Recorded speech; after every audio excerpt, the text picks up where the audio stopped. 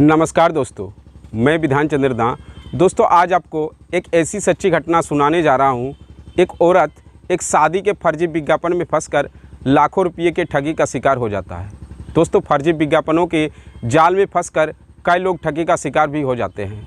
जब तक उन्हें हकीकत का पता चलता है तब तक उनका बहुत कुछ लूट चुका होता है। दोस्तों, एक ऐसी ही शादी के विज्ञापनों के जरिए अनुष्का और शालिनी भी शातिर ठगों के जाल में ऐसी फंसी कि उन्हें अपने कमाई के लाखों रुपये से हाथ धोना पड़ा। दोस्तों, ये घटना उत्तर प्रदेश के कानपुर ज़िले के गीतानगर के रहने वाला अनुष्का और शालिनी का है। अनुष्का एक उच्च शिक्षित परिवार से ताल्लुक़ रखती थी। उसके यहाँ किसी चीज़ की कोई कमी नहीं थी, इसलिए उसका पालन पोषण बड़े ही नाजों में हुआ था। उसकी पढ़ाई लिखाई भी अच्छे स्कूल कॉलेज में हुई थी। उच्च शिक्षा पूरी करते करते अनुष्का जवान हो चुकी थी। तब पिता ने उसकी शादी अपने ही हैसियत वाले परिवार में कर दी।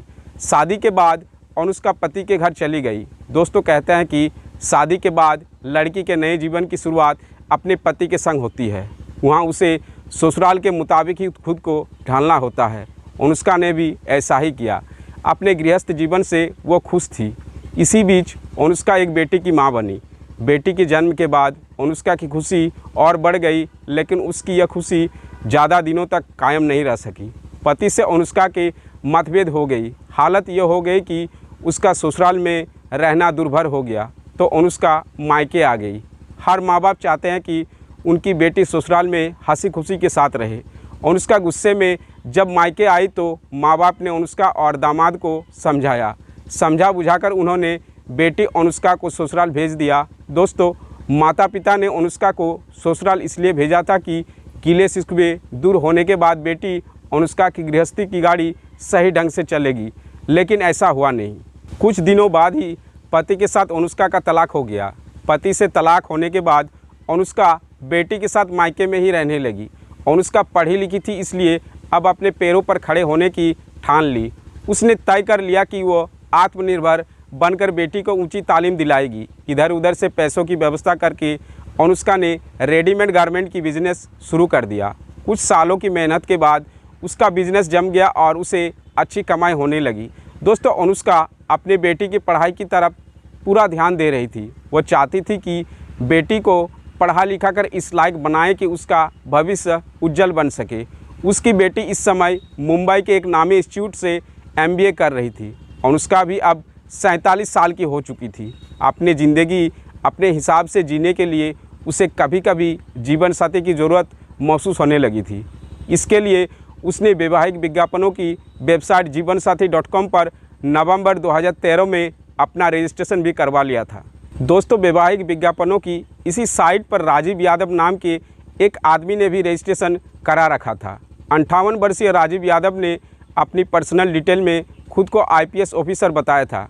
वो भी अपने लिए जीवन संगिनी तलाश कर रहा था। राजीव रोज़ाना जीवनसाथी.com साइट पर अपनी पसंद की महिला की तलाश करने लगा। साइट सर्च के दौरान उसकी नज़र अनुष्का की प्रोफाइल पर ठहर गई। उसने जल्द ही अनुष्का को ईमेल भेजकर बात करने की इच्छा जाहिर की। अनुष्का ने उसे अपना मोबाइल नंबर दे दिया। तब राजीव यादव ने उससे खुद को IPS ऑफिसर बताते हुए कहा कि उसकी पोस्टिंग भारत के नॉर्थ ईस्ट इलाके मिज़ोरम में DIG के पद पर है और वहाँ अकेला रहता है। दोस्तों, राजीव ने जब अपने बारे में बताया तो अनुष्का को लगा कि उसकी बाकी ज़िंदगी राजीव के साथ ठीक से कट जाएगी। कुल मिलाकर राजीव उसे अच्छा लगा। सोच विचार कर अनुष्का ने भी राजीव को अपना परिचय दे दिया और कहा कि पहले पति से उसकी एक बेटी है जो मुंबई में MBA की पढ़ाई कर रही है। राजीव ने उसकी बेटी को भी अपनाने को हामी भर ली। इसके बाद दोनों के बीच फ़ोन पर बातचीत का सिलसिला शुरू हो गया। इसी दौरान राजीव ने बताया कि जब वो छोटा था तब उसके माँ बाप की मौत हो गई थी। एक छोटा भाई था जो भारतीय सेना में ब्रिगेडियर था। उसकी पोस्टिंग जम्मू में थी, लेकिन वहाँ एक बम विस्फोट में उसकी मौत हो चुकी है। कुछ दिनों की बातचीत के बाद राजीव और अनुष्का ने शादी की बात फाइनल कर ली। उन्होंने तय कर लिया कि वे 13 दिसंबर 2013 को शादी कर लेंगे। राजीव यादव ने कहा कि वह मिज़ोरम से 13 दिसंबर को कानपुर पहुंच जाएगा और परिवार के नज़दीकी लोगों के बीच एक सादे समारोह में उसी दिन शादी करके वापस लौट आएगा। दोस्तों, अनुष्का की यह दूसरी शादी थी, इसलिए वो भी शादी के समय कोई बड़ा दिखावा और तामझाम नहीं चाहती थी। इसलिए उसे राजीव का प्रस्ताव पसंद आ गया। शादी करने से 3 दिन पहले 10 दिसंबर को राजीव ने अनुष्का से फ़ोन पर बात की। बातचीत के दौरान उसने बताया कि उसका पर्स कहीं गिर गया है। उसमें एटीएम कार्ड व अन्य कार्ड थे। अनुष्का ने राजीव की इस बात को सीरियसली नहीं लिया, क्योंकि आए दिन तमाम लोगों के एटीएम कार्ड, ड्राइविंग लाइसेंस आदि महत्वपूर्ण सामान चोरी होते रहते हैं या कहीं खो जाते हैं। इसलिए अनुष्का ने राजीव से यह कहा कि जो एटीएम कार्ड पर्स में थे उन्हें लॉक ज़रूर करवा दे, ताकि कोई उनका दुरुपयोग ना कर सके। दोस्तों, अनुष्का ने अपने होने वाले पति को यह सुझाव दे तो दिया, लेकिन अनुष्का को यह पता नहीं था कि राजीव यह छोटी सी सूचना देकर उसे ऐसी जाल में फंसाने जा रहा है जहां से निकलना उसके लिए आसान नहीं होगा। दोनों की फ़ोन पर रोज़ाना ही बातचीत होती थी। अनुष्का उसकी बातें से इतनी प्रभावित हो गई थी कि उस पर आंखें मूंद कर विश्वास करने लगी थी। 13 दिसंबर की दोनों की शादी होने वाली थी, इसलिए अब केवल 2 दिन ही बचे थे। 2 दिनों बाद वे एक दूसरे से पहली बार मिलने जा रहे थे। अनुष्का की खुशी बढ़ती जा रही थी। ये 2 दिन उसे 2 साल से भी ज़्यादा लंबे लग रहे थे। एक एक पल वह बड़ी बेसब्री से इंतज़ार कर रही थी। दोस्तों, इससे पहले कि अनुष्का राजीव यादव के साथ शादी के बंधन में बंध पाती, उसे ऐसी खबर मिली कि उसके पैरों तले जैसे ज़मीन ही खिसक गई। 11 दिसंबर 2013 को राजीव ने अनुष्का को फ़ोन कर के कहा कि अनुष्का, मेरे साथ एक हादसा हो गया है। कल रात बदमाशों से हुई मुठभेड़ के दौरान मेरे पैर में गोली लग गई है। इसके अलावा मेरे कूल्हे की हड्डी में भी फ्रैक्चर हो गया है। इस समय मैं मिजोरम के एक प्राइवेट अस्पताल में हूँ। यह खबर सुनते ही अनुष्का घबरा गई। वो फ़ोन पर ही इस घटना पर दुख जताते लगी। तभी राजीव बोला, अनुष्का, तुम मेरी चिंता मत करो, जल्द ही ठीक हो जाऊँगा। लेकिन तुम्हें तो मालूम है कि कल मेरा एटीएम कार्ड कहीं गिर गया था। यहाँ अस्पताल में कुछ पैसों की ज़रूरत है। यदि संभव हो सके तो कुछ पैसे ऑनलाइन ट्रांसफ़र कर दो। ठीक होने के बाद मुझे विभाग से सारा पैसा मिल जाएगा, तब मैं तुम्हारे पैसा लौटा दूंगा। मैं अपना बॉडीगार्ड का अकाउंट नंबर मैसेज कर रहा हूँ, उसी में डाल देना। बॉडीगार्ड बैंक से पैसे लाकर अस्पताल में जमा कर देगा। दोस्तों, कुछ ही देर बाद अनुष्का के फ़ोन पर राजीव द्वारा भेजा गया मैसेज मिला। उसने मैसेज में बैंक का खाता नंबर भेजा था।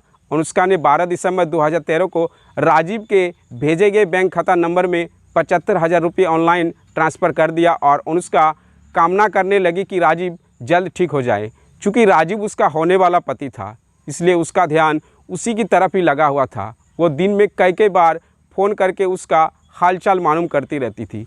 दोस्तों, इसके बाद 19 दिसंबर 2013 को राजीव ने अनुष्का को फ़ोन करके कहा कि उसकी हालत ठीक नहीं होने की वजह से उसे चेन्नई के अपोलो अस्पताल ले जाया जा रहा है।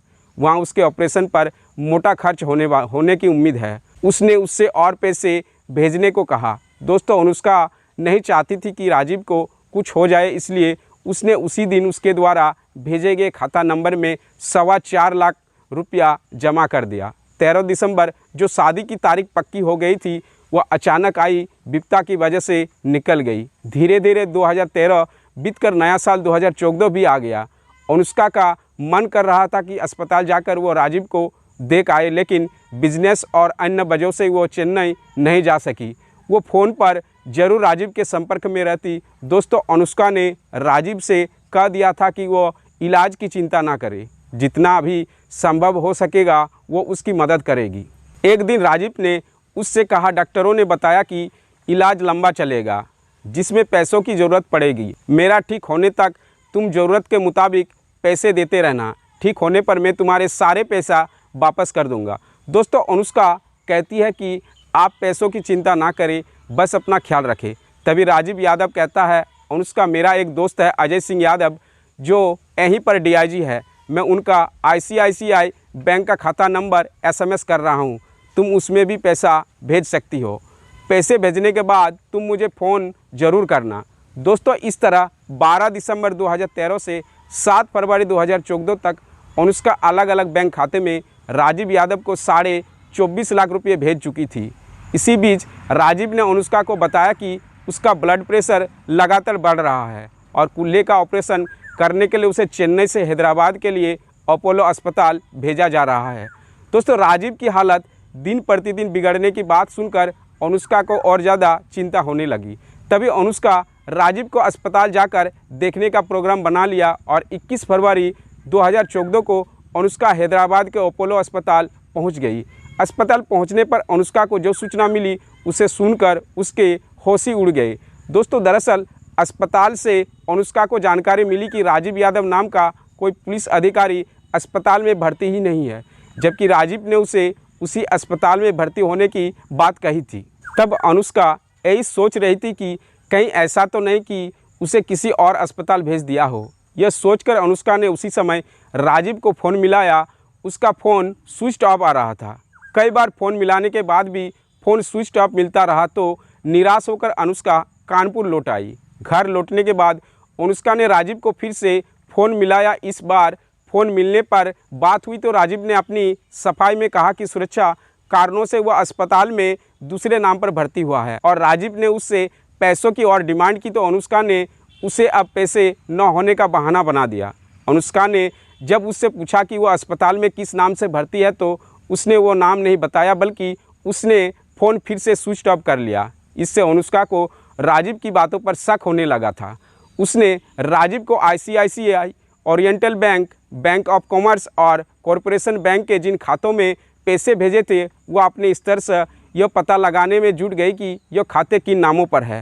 अनुष्का को पता चला कि ICICI बैंक और ओरिएंटल बैंक और बैंक ऑफ कॉमर्स खाते अजय सिंह यादव के थे, जो ग्रेटर कैलाश पार्ट 2 नई दिल्ली का रहने वाला था, जबकि कॉरपोरेशन बैंक का खाता अमित चौहान का नाम निकला, जो नोएडा के छरेरा गांव का रहने वाला था। जिस वोडाफोन मोबाइल नंबर से राजीव यादव बात करता था वो भी अमित चौहान के नाम पर लिया गया था। इसी बीच 26 फरवरी 2014 को अनुष्का को राजीव यादव ने फ़ोन करके बताया कि वह अस्पताल से डिस्चार्ज हो रहा है।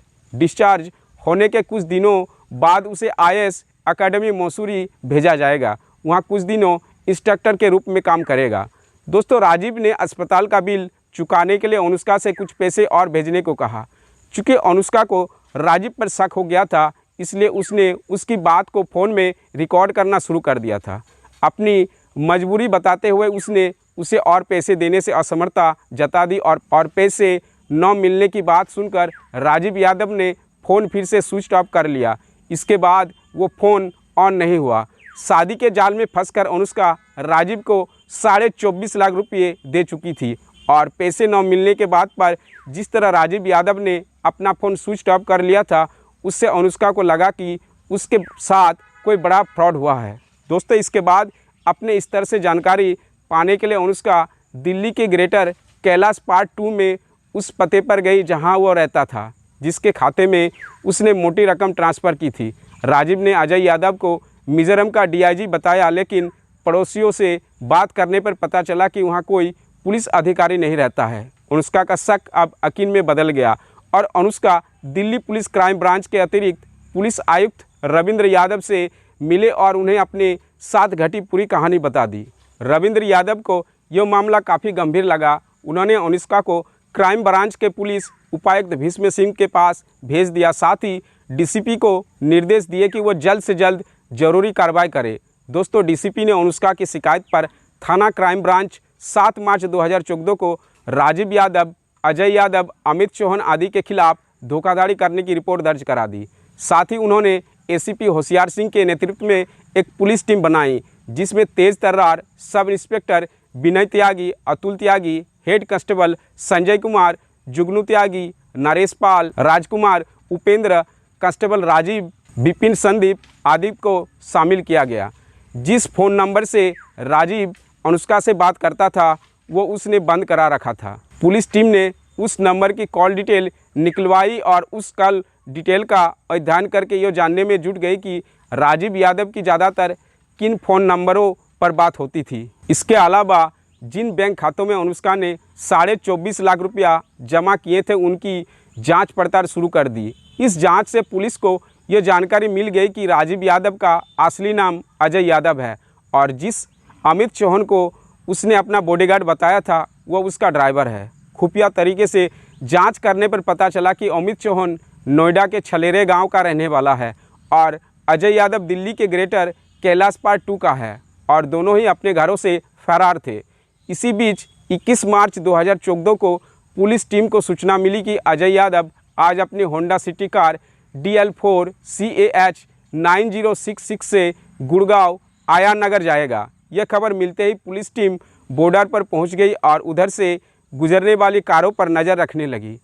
उसी दौरान पुलिस को उक्त नंबर की होंडा सिटी कार आती दिखाई दी तो उसने उसे रोक लिया। उस समय कार में ड्राइवर के अलावा अधेड़ उम्र का एक आदमी बैठा हुआ था। कार रुकते ही ड्राइवर बोला, आपको पता नहीं गाड़ी किसकी है? दोस्तों तभी एक पुलिसकर्मी बोला, नहीं बताओ, तभी तो पता चलेगा। ड्राइवर ने बोला, ये गाड़ी DIG साहब की है जो गाड़ी में ही बैठे हुए हैं। दोस्तों इससे पहले कि पुलिस कुछ कहती, कार में बैठे उस शख्स ने ड्राइवर से बात कर रहे पुलिसकर्मी को इशारे से अपने पास बुलाया। पास में खड़े SI विनय त्यागी कार में बैठे उस शख्स के पास पहुंचे तो उस शख्स ने खुद को DIG इंटेलिजेंस ब्यूरो बताया। SI विनय त्यागी को यह जानकारी मिल चुकी थी कि अजय यादव बहुत ही शातिर किस्म का है, इसलिए उन्होंने उससे ID कार्ड मांगा तो वो ID कार्ड तो क्या ऐसी कोई चीज़ नहीं दिखा सके जिससे साबित हो सके कि वो पुलिस में है। लिहाजा वो उन दोनों को क्राइम ब्रांच ऑफिस ले आए। ऑफिस में जब उन दोनों से सख्ती से पूछताछ की गई तो उन्होंने अपना नाम अजय यादव उर्फ राजीव यादव व अमित चौहान बताया। उनके खिलाफ ही अनुष्का ने रिपोर्ट दर्ज कराई थी। दोस्तों पूछताछ में पता चला कि अजय यादव बहुत अच्छे परिवार से है। उसके पिता IAS ऑफिसर थे। प्रतिष्ठित परिवार का अजय यादव एक ठग कैसे बना, इसके बारे में जब उससे पूछताछ की गई तो उसके शातिर ठग बनने की एक दिलचस्प कहानी सामने आई। दोस्तों अजय सिंह यादव के पिता जय नारायण सिंह IAS अधिकारी थे। वो सन 1989 में दिल्ली में MCD के कमिश्नर रह चुके थे। अजय सिंह ने दिल्ली के कोरोड़ीमल कॉलेज में 1976 में ग्रेजुएशन पूरा किया था। पिता चाहते थे कि वो भी IAS की तैयारी करे। इसके लिए दिन रात एक करना होता है। यह सब करने के लिए अजय तैयार नहीं था। तब जय नारायण सिंह ने अपने प्रभाव से अजय की नौकरी फल और सब्जी मंडी आज़ादपुर में परिवर्तन अधिकारी के पद पर लगवा दी। चूँकि अजय की शुरू से ही खुले हाथों से पैसे खर्च करने की आदत थी, इसलिए नौकरी से उसे जो पैसे मिलते थे वो उसकी आंखें तले नहीं आते थे। इसके अलावा उसकी नौकरी बड़ी आसानी से लगी थी, इसलिए उस नौकरी पर उसका मन नहीं लग रहा था। 5-6 साल बाद उसने वो नौकरी छोड़ दी। दोस्तों अजय का मानना था कि बिजनेस में मोटी कमाई होती है, इसलिए वो किसी बिजनेस में हाथ आजमाना चाहता था। उसे चूँकि बिजनेस का कोई अनुभव नहीं था, इसलिए पिता ने उसे बिजनेस करने को मना किया, लेकिन वो नहीं माना। उसने एक नामी ब्रांड के रिफाइंड तेल की डिस्ट्रीब्यूशनशिप ले ली। राजस्थान में उसने अपना कारोबार शुरू कर दिया, लेकिन घाटा होने की वजह से उसने इस कारोबार को बंद कर दिया। दोस्तों अजय यादव तेज तर्रार और पढ़ा लिखा युवक था। पिता के प्रभाव की वजह से उसके कुछ राजनीतिज्ञों से भी अच्छे संबंध हो गए थे। रिफाइंड तेल का बिजनेस बंद करने के बाद वो केंद्र सरकार के तत्कालीन कृषि मंत्री का PA बन गया। वहाँ अजय यादव की मुलाकात तमाम अधिकारियों से होती रहती थी। वहाँ रहकर वह पुलिस और प्रशासनिक अधिकारियों की बात और काम करने की शैली सीख गया था। अजय यादव अविवाहित था। प्रशासनिक अधिकारी का बेटा होने की वजह से उसके लिए अच्छे परिवारों से रिश्ते आने लगे। सन 1881 में राजस्थान सरकार के तत्कालीन गृह मंत्री की बेटी से उसकी शादी हो गई। कॉलेज के दिनों से ही अजय यादव खर्चीली लाइफस्टाइल जीने का शौकीन था। यही आदत उसकी अब भी बनी हुई थी। मंत्री का PA बनने के बाद वो जो कमा रहा था उस कमाई से भी वो संतुष्ट नहीं था। लिहाजा उसने मंत्री के PA की नौकरी भी छोड़ दी। उसी दौरान उसने दिल्ली में कुछ ब्लू लाइन बसें चलवाई। बसों से उससे जो आमदनी होती थी उससे ज़्यादा उसके खर्चे थे। ऊपर से बसों की मेंटेनेंस में उसके मोटी पैसे खर्चे हो जाते थे। लिहाजा उसने वो भी बेच दी। सन 1990 में अजय ने देहरादून स्थित अपने बंगले में होटल खोला। उससे भी उसे अपेक्षा के मुताबिक इनकम नहीं मिली। अजय के खर्चे बढ़ते जा रहे थे, लेकिन आमदनी का कोई स्थायी स्रोत नहीं था। लिहाजा वो परेशान रहने लगा। तब उसने दिल्ली और हरियाणा की रियल इस्टेट कंपनियों में नौकरियां की। नौकरी में उसकी भागदौड़ ज़्यादा हो गई थी, जिसकी वजह से उसे शुगर, उच्च रक्तचाप और अन्य कोई बीमारियों ने घेर लिया। 2008-9 में वो पूरी तरह से बेरोजगार हो गया तो उसे पैसों की तंगी होने लगी। दोस्तों अजय परेशान था कि ऐसा क्या काम करे कि उसे मोटी कमाई हो। तभी उसके दिमाग में उच्च परिवार की तलाकशुदा ऐसी महिलाओं को ठगने का आइडिया आया जो फिर से शादी करना चाहती थी। इसके लिए उसने जीवनसाथी.com वेबसाइट पर रजिस्ट्रेशन करवाकर अपनी आकर्षक प्रोफाइल बनवाई। प्रोफाइल में उसने अपना नाम बदलकर राजीव यादव लिखा और अपनी जगह किसी दूसरे का फोटो लगा दिया। नोएडा के छलेरा गांव के रहने वाले युवक अमित चौहान को उसने मोटी तनख्वाह पर नौकरी पर रख लिया था। प्रभाव जमाने के लिए अजय ने खुद को IPS ऑफिसर और मिजोरम में DIG के पद पर तैनात बताया। इस आकर्षक प्रोफाइल को देखकर ही अनुष्का उसके जाल में फंसी थी, जिससे उसने 24.5 लाख रुपये ठग लिए थे। दोस्तों, पुलिस ने अपराधी अजय यादव उर्फ राजीव यादव और अमित चौहान को गिरफ्तार कर न्यायालय में पेश कर जेल तो भेज दिया, लेकिन इसके बाद भी अनुष्का की मुश्किलें कम नहीं हुई। अब अदालत की कार्रवाई में उसे कोर्ट के चक्कर लगाने पड़ रहे हैं। अनुष्का की तरह शालिनी भी शादी के विज्ञापन की वेबसाइट के जरिए एक ऐसे व्यक्ति के चंगुल में फंसी कि उस युवक ने उसके 6 लाख रुपये बड़ी आसानी से ठग लिए। दोस्तों, मैट्रिमोनियल साइटों पर आज भी तमाम फर्जी अकाउंट एक्टिव है। जिन लोगों ने ऐसे अकाउंट बना रखे हैं, उनका मकसद भोली भाली लड़कियों, महिलाओं को अपने जाल में फंसाकर उनका आर्थिक और शारीरिक शोषण करना होता है। ऐसे विज्ञापनों के जरिए शादी के बंधन में बंधने वालों को पहले अच्छी तरह से छानबीन कर लेनी चाहिए कि उसने अपने प्रोफाइल में जो कुछ दे रखा है वो सही है या नहीं। यदि बिना जांच किए शादी का प्रपोजल एक्सेप्ट कर लिया तो अनुष्का और शालिनी की तरह पछताना पड़ सकता है। दोस्तों, आज के लिए बस इतना ही। तब तक के लिए जय हिंद, वंदे मातरम दोस्तों।